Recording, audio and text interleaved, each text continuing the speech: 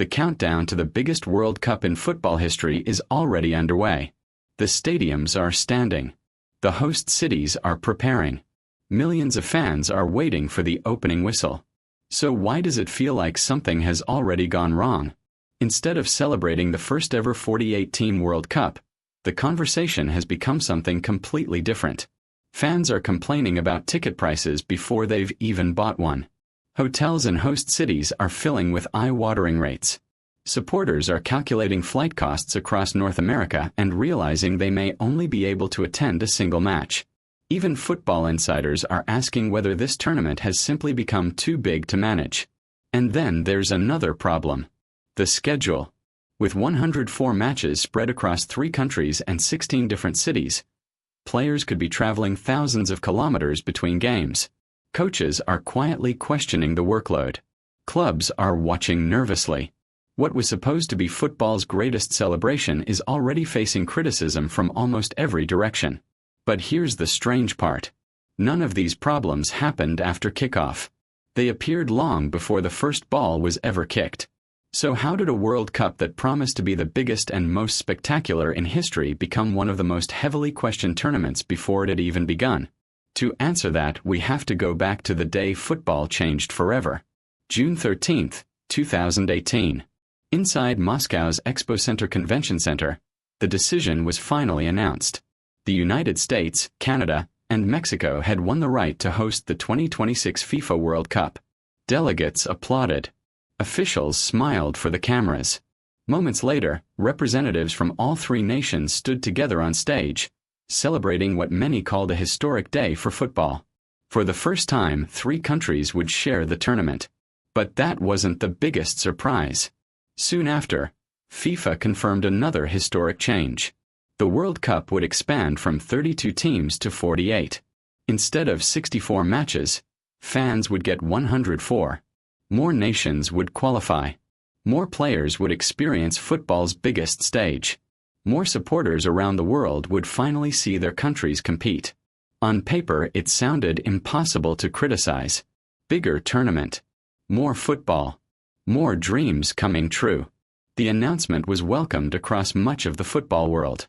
Smaller nations suddenly had a realistic chance of reaching the World Cup. Host cities imagined packed stadiums and unforgettable atmospheres. Organizers spoke confidently about breaking attendance records and creating the greatest tournament football had ever seen. But hidden behind those celebrations was a simple question almost nobody was asking. Could a tournament this large actually work?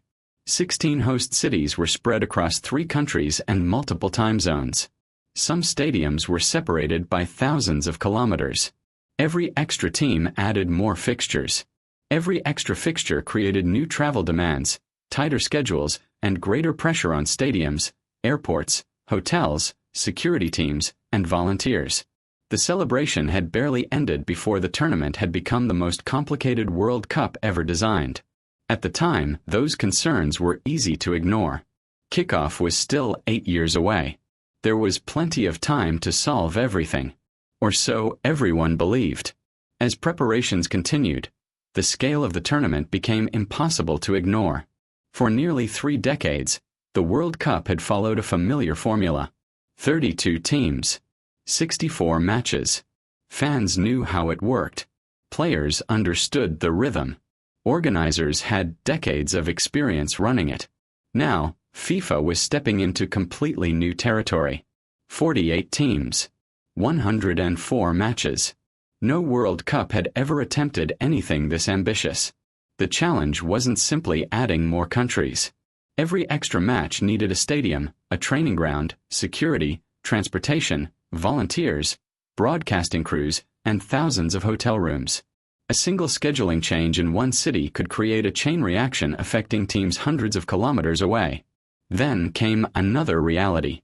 Unlike previous tournaments hosted inside one country, this World Cup stretched across North America. From Vancouver to Mexico City, from Seattle to Miami. Some host cities were separated by flights lasting 4, 5, even 6 hours. Depending on the route, supporters could spend almost an entire day traveling between matches. For fans hoping to follow their national team, the dream suddenly became much more complicated. For players, the questions were even bigger. Would constant travel affect recovery? Could teams prepare properly when every match might mean another flight across the continent? Even with carefully designed schedules, sports scientists warned that long-distance travel, changing climates, and different time zones could quietly influence performances. FIFA insisted the tournament schedule had been carefully planned. Host cities continued preparing with confidence. But outside the boardrooms, doubts were beginning to grow. If organizing the biggest World Cup in history was already this difficult, what would happen once millions of supporters arrived? Then the excitement met reality. As ticket information, travel estimates, and accommodation prices began circulating online, many supporters did what every World Cup fan eventually does. They opened their laptops and started planning the trip. For some, the dream ended almost immediately. A fan hoping to follow their team through the group stage wasn't just budgeting for match tickets anymore. They also had to factor in domestic flights across North America, several hotel stays, local transportation, meals, and days away from work. What looked affordable at first quickly turned into a trip costing thousands of dollars. And unlike previous World Cups, geography became part of the problem. A supporter could watch one match in Dallas, then discover the next fixture was scheduled more than 1,000 kilometers away in another city. Depending on the draw, fans might have only a few days to travel, check into another hotel, and get back to the stadium before kickoff. Online, the mood started to shift. Football forums filled with fans sharing estimated travel costs. Social media users posted maps showing the enormous distances between host cities. Others admitted they were giving up on following their national team altogether, choosing instead to stay in a single city or watch from home. Even neutral supporters faced difficult decisions. With 104 matches spread across 16 host cities, attending multiple games wasn't just about buying tickets. It became a logistical puzzle that demanded careful planning, flexible schedules, and a much larger budget than many had expected. The 2026 World Cup was supposed to welcome more fans than ever before. Instead, many were beginning to wonder whether football's biggest celebration had become too expensive for the very people it was meant to bring together. And while supporters struggled with the cost, another group was becoming increasingly concerned for a very different reason. While fans were calculating travel costs, managers and players were looking at something else entirely: the calendar. By expanding the World Cup from 64 matches to 104, FIFA had created the longest tournament in the competition's history. It meant more fixtures, more recovery sessions, more media obligations, and weeks of football played at the highest possible intensity. For national team coaches, reaching the final was always the dream. For club managers, it was becoming a nightmare. Europe's biggest clubs already faced packed schedules with domestic leagues, cup competitions, the UEFA Champions League, international breaks, and pre-season tours. Many of their best players were expected to feature at the World Cup as well. Former players, coaches, and football executives began raising the same concern. How much football is too much? Sports scientists have repeatedly shown that fatigue increases the risk of injury, especially when recovery time is limited. Every additional match means more sprints, more tackles, and more physical strain on players who are already competing at the highest level for nearly the entire year. The debate quickly spread beyond coaching staff. Pundits questioned whether the expanded tournament might reduce the quality of football. Would exhausted players still produce the unforgettable moments that make the World Cup special? Or would the packed schedule slowly wear them down before the biggest matches even arrived? FIFA defended the expansion, arguing that more nations deserved a place on football's biggest stage and that careful scheduling would protect player welfare. But the criticism didn't disappear. Because even if every match was perfectly organized, there was still one problem nobody could guarantee. Would the stadiums actually be full? Long before the opening match, the pressure shifted back to the organizers. With 104 matches scheduled across 16 host cities, every stadium represented another challenge. Ticketing strategies had to work for blockbuster games featuring football's biggest nations, but also for dozens of group stage matches spread across an enormous continent. Unlike previous World Cups, supporters couldn't simply move from one nearby city to another. Many faced long domestic flights, different time zones, and rapidly changing hotel prices. For organizers, attracting fans to every match became just as important as selling out the final.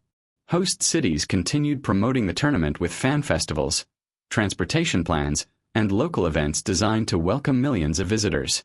Airports prepared for record passenger numbers. Volunteers were recruited. Security operations expanded. Everything pointed toward the largest sporting event ever staged. But every new announcement brought another wave of debate. Could supporters realistically afford to travel between multiple cities? Would fans choose one destination instead of following their teams? Could such a massive tournament deliver the same atmosphere that made previous World Cups unforgettable? For the first time, many of the biggest questions surrounding a World Cup weren't about who would win. They were about whether the tournament itself could live up to its own unprecedented scale. And with kickoff approaching, everything now depended on one final test. Reality. The first whistle hasn't been blown. No goals have been scored. No champion has been crowned. Yet the 2026 World Cup has already spent years under a microscope. What began in 2018 as the most ambitious tournament football had ever imagined has gradually become one of the most closely examined. Every major decision, from expanding to 48 teams, to staging 104 matches across 3 countries, to managing travel across an entire continent, has sparked debate long before a single player steps onto the pitch. None of this means the tournament is destined to fail. In fact, it could still become one of the greatest World Cups ever played. The United States, Canada, and Mexico already possess world-class stadiums, modern transport networks, and decades of experience hosting major sporting events. Millions of fans are still expected to travel, and billions more will watch from around the globe. Once the football begins, unforgettable moments could quickly replace months of criticism. But that's exactly what makes this World Cup so unique. Most tournaments are judged after the final. This one is being judged before the opening match. Every ticket sale, every travel plan, every scheduling decision, and every logistical challenge has become part of the story. The expectations have never been higher, and neither has the scrutiny. Whether those concerns prove justified or completely disappear will only be answered when the tournament finally begins. Until then, one question continues to hang over football's biggest stage. Is the 2026 World Cup already falling apart? Or is the world simply expecting too much from the biggest tournament ever created? So what do you think? Will the 2026 World Cup silence every critic once the football starts? Or are the warning signs impossible to ignore? Share your thoughts in the comments below, and subscribe if you want football documentaries that follow the story behind the story.